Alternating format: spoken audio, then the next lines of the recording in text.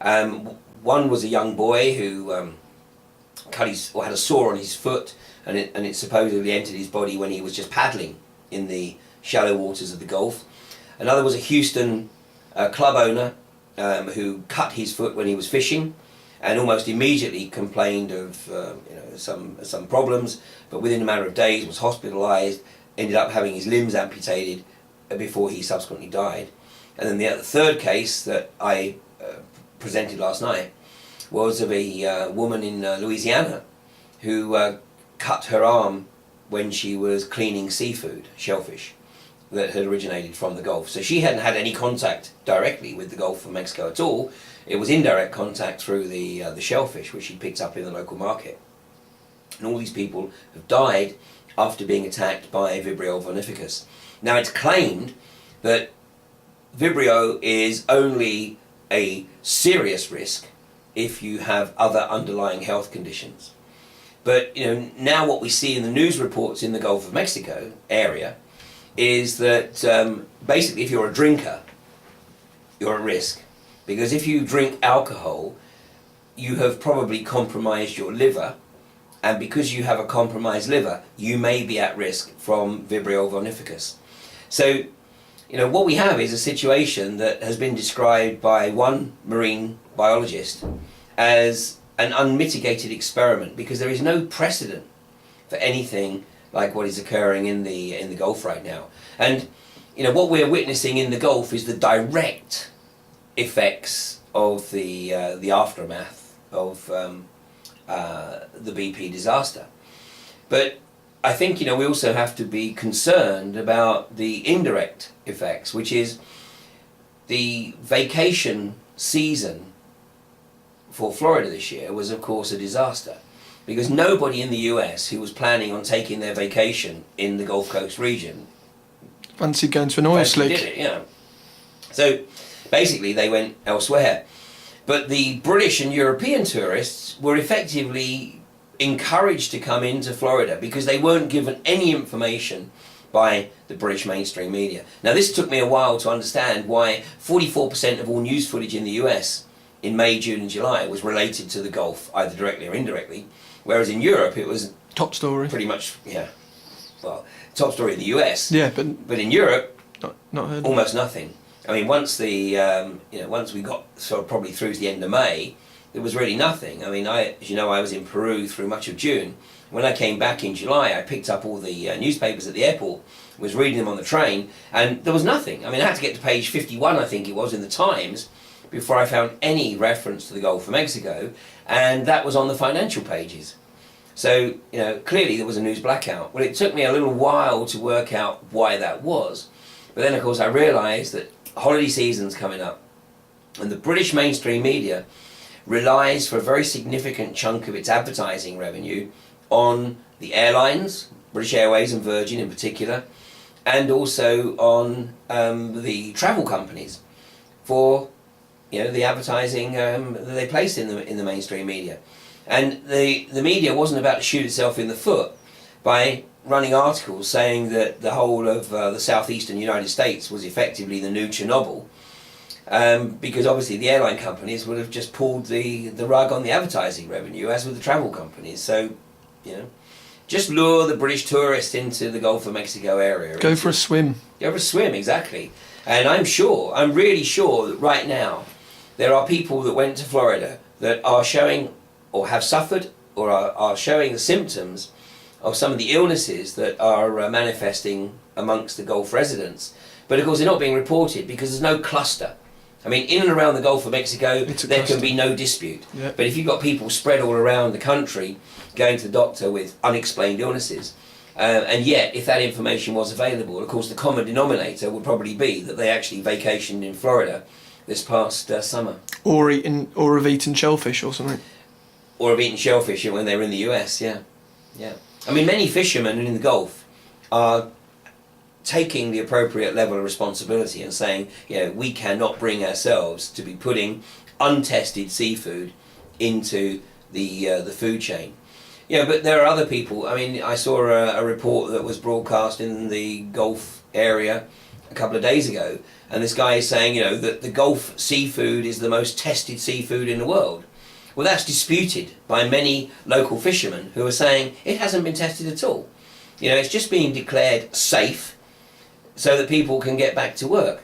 And Gulf fishermen are basically taking responsibility and saying, there's no way we can live with the prospect of putting contaminated seafood into the US food chain, and are therefore refusing to fish. I mean, I saw another piece of footage filmed where a boat owner was just going along the coastal waters, and every time he revved the engine, the propeller would kick up an oil mix, in the sea. So he said, how can I fish in this? So no, I mean, there are very, very significant problems in the Gulf of Mexico that are not being reported, and because it's the Gulf, and the Gulf is therefore the feeder to the Gulf Stream, of course there is a very strong risk that this contamination is on its way to Northern Europe. And just to finish on that bit, there was, obviously you're pretty much saying that they would have been better off just leaving the oil or skimming the oil or trying to get the majority of the oil out, as opposed to mixing some toxic poisonous chemical with it. Absolutely. So that, I mean, they're liable then if there's any injury, really, because they're the ones that have actually, BP, I mean, have tried the clean-up but poisoned the world even more. Yeah, but look, the corporatist state will de-link the illnesses from the slick, from the oil Corexit mix. We've seen that. There's no interest. There's absolutely no interest whatsoever by the US government or the corporate interests in getting to the root of the problem or providing the appropriate level of healthcare to people in the Gulf Coast area. I mean, this is a very poor region in the US. Many people are living on family incomes of less than $20,000 a year. It's trailer park territory. Yeah. And very few of these people have any kind of medical insurance. And BP are certainly not rising to the responsibility of providing the appropriate and necessary healthcare support to the region. I mean, they're just ignoring it. These people are just going to have to suffer their fate and deal with it, which means that the best they can do is go down the local pharmacy in most cases and pop pills or I've seen people with very serious wounds that look as though it's flesh eating almost, and all they're doing is sticking Band-Aid over the top of it. I mean, it is horrendous. Certainly not good, and it's heading our way, obviously, with the Gulf Stream. And you was mentioned last night that the oil could slow down the Gulf Stream, obviously being a thicker substance than seawater. Well, this is a hypothesis that has been put forward by some oceanographers, and I bow to their expertise. But yeah, the hypothesis has been put forward that this oil Corexit mix could be slowing down the Gulf Stream, even stalling it, to the point where if that is the case, then Northern Europe is in for a pretty rough ride weather-wise, because we're already experiencing a fairly cold early winter. You just had to cancel a show today, and it's only the first day of December. I know, yes. The eastern side of the Pennines is under heavy snow, so we're not going to risk driving through that or getting stuck in it. But come through the full winter of February and into March next year, if the Gulf Stream has stalled, then we may find that winter extends into spring or even into summer next year. Now, I believe that the Russians are already making preparations just in case, because they announced earlier this year that they were going to not export any grain either this year or next. Now, we know that Russia had a pretty disastrous growing season, a lot of hot weather, a lot of drought this year. But nonetheless, I think that they are also hedging their bets based on what's occurring in the Gulf of Mexico right now. The Russians are very, very astute observers of the geopolitical arena, and they will obviously be taking appropriate measures. Russia is also buying up all the polytunnels. This is the plastic tunnels that you use for crop growing. And once aids again, plant growth. you know, what do they know? Well, it aids plant growth and it can protect the plants from toxic rain. Right. But of course, if the toxic rain is Hits falling, the ground. once it hits the ground, then it's getting into the water supply. And we know in Florida that this Corexit mix, we know it was sprayed into the atmosphere as well as being pumped into the sea. But the other issue is that the Gulf of Mexico is also the feed source for the storm systems. So we have the Gulf Stream that's waterborne and we have the Gulf Stream airborne. And of course the Gulf of Mexico is the feed source for the tropical storm systems, the hurricanes that cut across that whole region of the United States from June through November. And then beyond that point, then the systems start to make their way out across the Atlantic. Now, there have been many reports of people getting sick from swimming in their swimming pools in and around the Gulf Coast region, because when the swimming pools were analysed, then the toxicity was found to be as high as 50 parts per million. And the toxicity was a combination of oil Corexit mix. Now, the Corexit we know had been sprayed, oil hadn't been sprayed, but oil had been certainly sucked up and evaporated, you know, into the Local environment.